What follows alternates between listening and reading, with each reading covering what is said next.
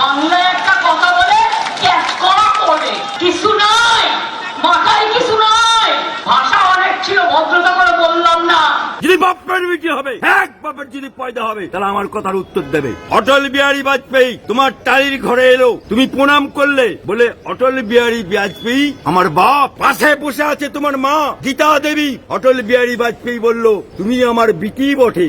তখন বাপকে কি বলল এই মমতা ব্যানার্জি? বিজেপি অটল বিহারী বাজপেয়ীকে বলল, বাপ আমি কংগ্রেসের সাথে গাদ্দারি করেছি, আমি কংগ্রেসের সাথে নিমক খারামি করেছি, আমি কংগ্রেসকে ভেঙে টুকরো টুকরো করে দিয়েছি, আমি একটা দল করেছি তৃণমূল, আর কংগ্রেসটাকে জুড়ে দিয়ে তৃণমূল কংগ্রেস করেছি, কিন্তু আমার কাছে পয়সা নেই, আমার কাছে টাকা নেই, আমি সিম্বল পাচ্ছি না। অটল বিহারী বাজপেয়ী কি বলল? ওই টালির ঘরে দিল্লিতে দেখা করো। সেদিনকে দিল্লিতে গেছিল, ইয়াদ করো মমতা ব্যানার্জি, অজিত পাঁজা, পঙ্কজ ব্যানার্জি, আকবর আলী খন্দকার, সঞ্জয় বক্সি, মদন মিত্র, তারা গেছিল 5টা সিম্বল নিয়ে। অটল বিহারী বাজপেয়ী 5টা সিম্বল পছন্দ হলো না। অজিত পাঁজাকে বলল যে আমি বাপ, আমি বিজেপি, আমার পদ্ম ফুল, আমার বিটি হবে জোড়া ফুল। সেই জোড়া ফুল চিহ্ন অজিত পাঁজা এঁকেছিল, নির্বাচন কমিশনের দ্বারা স্বীকৃতি প্রাপ্ত পেলে তারপরে এই পশ্চিম বাংলার বুকে বিজেপির সাথে গঠবন্ধন করে তুমি ইলেকশন লড়লে। বিজেপি আর তৃণমূল 11টা এমপি পেলে, 11টা, 2টো পেয়েছিল বিজেপি, একটা পেয়েছিল তপন শিকদার দমদম, তাকে কিন্তু রেলমন্ত্রী করেনি, তাকে রাষ্ট্রমন্ত্রী করেছিল, টেলিফোন রাষ্ট্রমন্ত্রী। আর মুখার্জি তাকে করেছিল বিজ্ঞান রাষ্ট্রমন্ত্রী, বিজেপি তাকে করেছিল।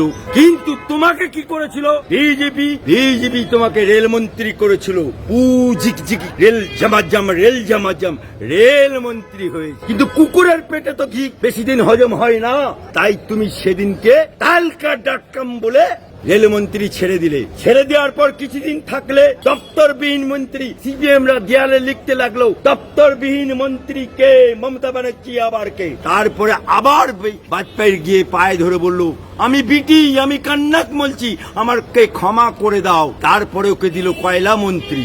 আজও সিপিএম এর দেয়ালগুলো খুঁজলে পাওয়া যায় কয়লা, ময়লা।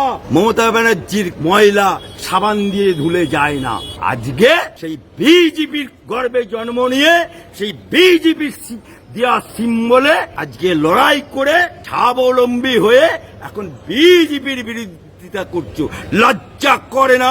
বাংলার বুকে রাজনৈতিক ভাবে যদি গাদ্দার থাকে, নবাব সিরাজউদ্দৌলার সাথে গাদ্দারি করেছিল মির্জাফর, বাংলার বুকে দ্বিতীয় মির্জাফর যদি কেউ পয়দা হয়ে থাকে তার নাম মমতা ব্যানার্জি। এত যদি বাংলাদেশ প্রেমী হও, মা মাটি মানুষ এটাও বাংলাদেশে তুমি ধার করে চালাচ্ছ।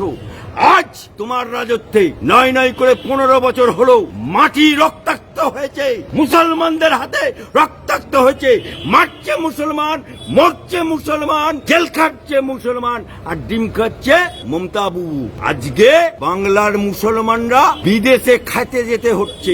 সদ্য বিয়ে করেছে, 7 দিন হয়নি, তাকে বাংলায় ভাত নেই বলে, বাংলায় রুটি নেই বলে, বাংলায় খাবার নেই বলে তাকে মোদির রাজত্বে যেতে হচ্ছে।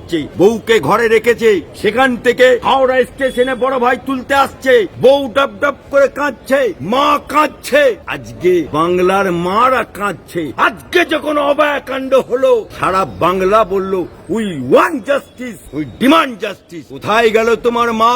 কোথায় গেল তোমার মাটি? কোথায় গেল তোমার মনুষ্যত্ব পরিচয়?